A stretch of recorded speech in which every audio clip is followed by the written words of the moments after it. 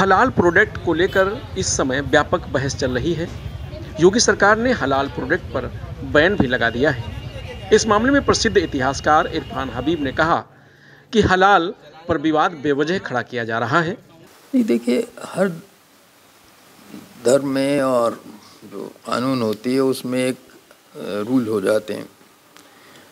तो जो यहूदी और मुसलमान हैं वो एक तरह से जानवर को ज़बह करते हैं, काटते हैं। एक ही तरीक़ा है दोनों का, चाहे यहूदी हो मुसलमान हो, वैसे उनके अलग मज़हब हैं। ईसाई दूसरी तरह से करते हैं।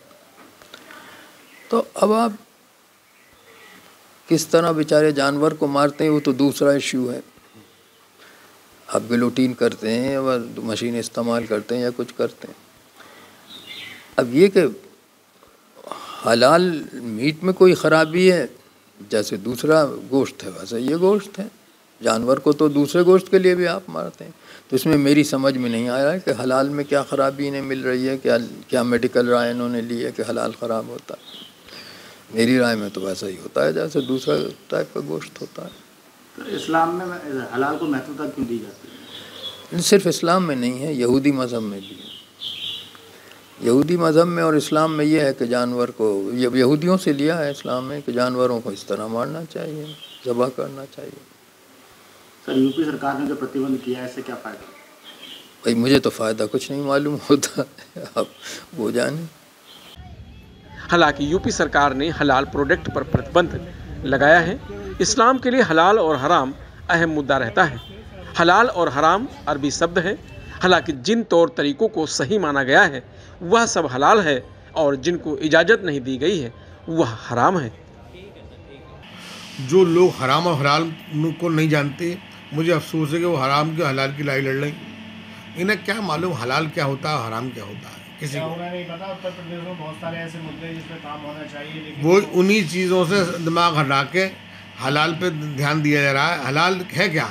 हलाल जो हमारा अपना मज़हब का एक चैप्टर है जिसको हम फॉलो करते हैं। वो किसी को कहने की ज़रूरत नहीं है, उसको हम ना किसी को बताने की ज़रूरत है, ना मैं किसी कंपनी से ख़रीदने की इसकी ज़रूरत है। ये तो इनका अपना बेनिफिट, जो अपना कारोबार है हिंदुस्तान के लोगों का, जो गल्फ़ में अपना माल बेचते हैं उनका बेनिफिट और उनका नुकसान होगा इससे। जब हलाल की मोहर नहीं होगी तो इंडिया से आगे कोई माल नहीं बिकेगा। गल्फ़ में 52 मुल्क हैं, 52 मुल्क कोई माल नहीं लेगी, तो नुकसान किसका होगा? कारोबारी का। अल्लाह के करम से आज ये इनका खुद का कहना है, ये हम 80 करोड़ लोगों को 5 किलो अनाज देते हैं। इनका कहना ये है, ये बहुत बड़ी बात है। अगर इनकी यही करतूतें रहीं तो वो दिन दूर नहीं कि 100 करोड़ को ये 5 किलो अनाज देंगे। ये इनकी बहुत बड़ी उपलब्धि होगी।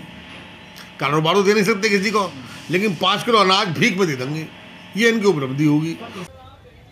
हलाल प्रोडक्ट पर समाजवादी पार्टी के पूर्व विधायक हाजी जमीरुल्लाह कहते हैं कि यह सब वोट का गेम है। इलेक्शन आ रहे हैं। यह देश की पहली सरकार है जो हराम को तवज्जो दे रही है और हलाल पर बैन लगा रही है। प्रभातखबर.com, विश्वास वही, रफ्तार नहीं।